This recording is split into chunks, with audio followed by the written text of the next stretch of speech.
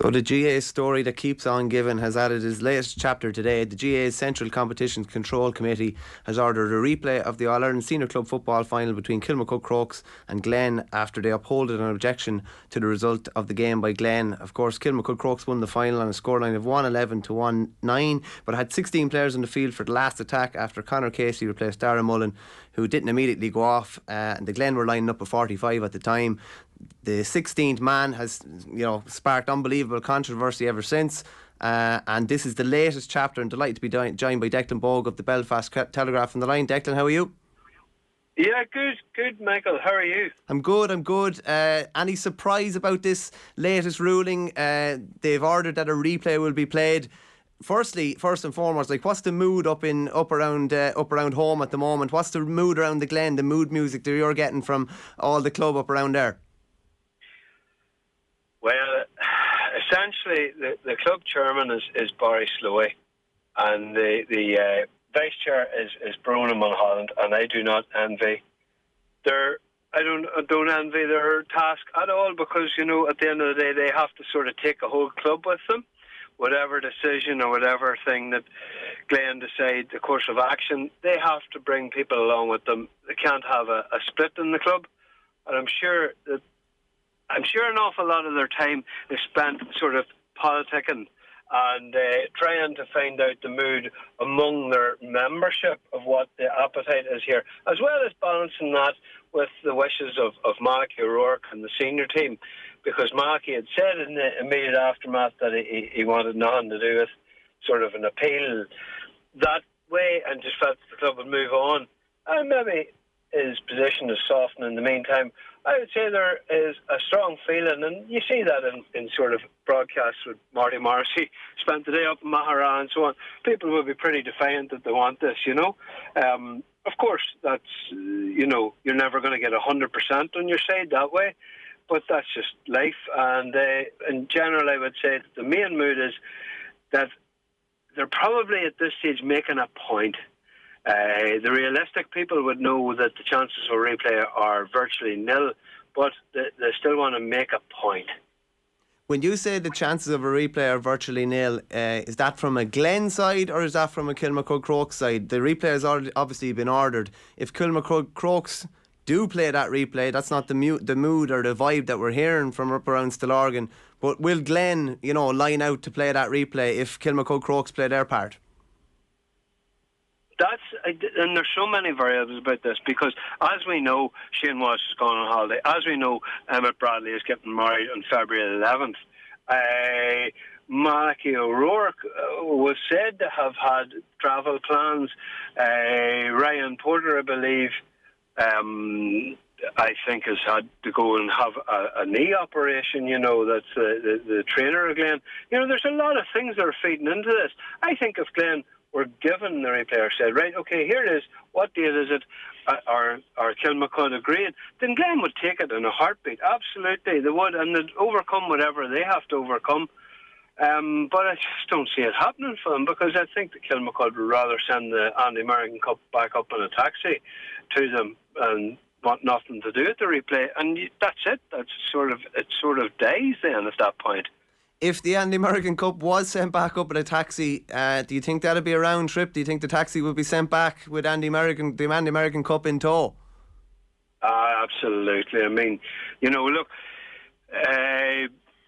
you've probably read back in your history of the GAA, a century ago that things were just constantly disputed. The whole idea of, one club, one life and all that was only a marketing slogan. People would have played for maybe 3 different clubs in 3 different counties, especially around the border counties, in one day. People just kind of turned up and played for their friends if they were at a loose end. And a century ago, maybe the first half hour of any game was taken up with disputes over who was eligible to play for whatever team or club it was at the time. So, these things are by and large, they're gone, losing a cup in the boardroom, if you want to call it that. But no, Glen wouldn't accept the cup. They certainly wouldn't. They would never live it down. I mean, could you imagine if they were drawn against Slaughtneil in the first round of the Derry Championship and what they would have to listen to if they did that. Like, you know, it's just highly unlikely that anything will happen. My prediction, for what it is worth, is the Kilmacud lodge another objection. It just drags on, and I think at that point, then I think Glen will just say, "Do you know what? It's fine. We're dropping it. We've made our point here. They're clearly not going to play the game." And you know, I don't like this phrase "higher moral ground," but certainly, you know, they've had a point. I also sort of look at, you know, different people talking about it and saying, you know, they had chances themselves in the game to win it. While the rule, they definitely broke a rule. They definitely broke a rule. Would we even be having this conversation if the goal chances they had, if one of them had to win in? Of course not. Does that give carte blanche for other teams to do it? Look, I'm just a firm believer that it was a massive mistake on the day. Just a huge mistake, a massive mess. I don't think the GAA's integrity has been really damaged in any way, because these are the procedures. People may feel that they're unwieldy. People are welcome to bring a motion through their club to Congress floor.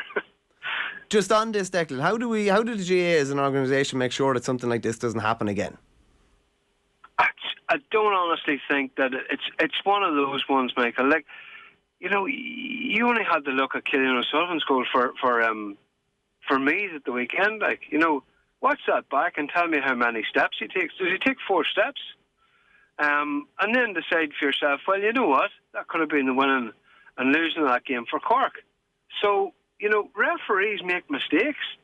They make mistakes in the All-Ireland Club final, and they make mistakes in the junior C hurling level too. Like, you know, it's nothing is ever perfect in life, and unfortunately that just happened. That is one major glaring incident. Everything that goes after it is people get entrenched in their positions and throw out all sorts of ideas and then accusations. But really, look, you know, it just dies. It withers on the vine. It becomes nothing. Only just a bit of an interesting footnote in history association, and just a little bit of, yeah, look, a tiny bit of the sheen has gone off the triumph for Kilmacud for sure. Just on something you said earlier, how potentially divisive is this within both clubs? You know, if within the Glen club you have people who, you know, would take the cup, shall we say, if Kilmacud don't want to play the replay, then you maybe have others who don't. This is potentially divisive for their club, but I imagine it's a potentially divisive topic for Kilmacud as well, because, you know, the vast majority of them, I'm sure, will feel that they won the trophy on the field of play, albeit they broke a rule while doing that. What's the, like, I presume it is divisive within both clubs, because there's no right or wrong answer either way. Yeah, look, clubs are, as Gregory O'Kane said after the All-Ireland final, clubs are families, but there are also families that war with each other and don't get on with each other.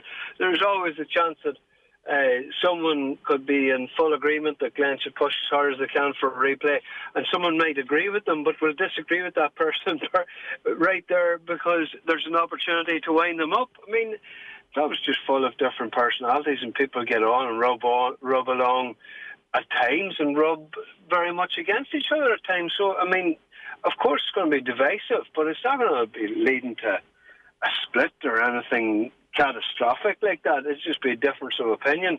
Some will go their way and others will go theirs, and it just becomes one of those hoary old conversational chestnuts that come up every few months. What did you make of the Glen lads talking out for Derry at the weekend, Ethan Doherty and Conor Glass, and then obviously another sub that was on news as well? Does that is that a sense that they've moved on almost? Well, that was it sort of does drive a little bit of nail into the coffin a wee bit, doesn't it? And then, you know, tonight is Tuesday. Could you imagine Conor Glass was anywhere else but up in Owen Beg training now for Derry? The idea that these boys needed a break, or you know, that there was shock horror that they might play a game on Saturday, I don't really buy that, because the boys who were playing McKenna Cup played 4 games in 14 days. Glen hadn't played a game they played 2 games in 2 weeks, you know. And before that, they hadn't played from before Christmas. So do you think that, you know, once now the players do go back into their county setups, it becomes ever more difficult then to prize them out of it? I mean, what is the CCCC will say, look, they'll set a date, they'll have to set a date. They've ordered a replay now, so they need to actually look after the logistics, appoint a referee, appoint a ground, and all that is nice in theory. Then Kilmacud will say, no, we're not doing that. And the longer it goes on, then the less appetite there's going to be all around the place. There's a break weekend actually in the National Football League on March 11th to 12th, which is close enough to St. Patrick's Day, obviously the old traditional day. Yeah. They will have to fix a date, as you said. What's the likelihood or percentage chance you feel from what you're hearing up there of this game actually, you know, being replayed? No, not among realistic people.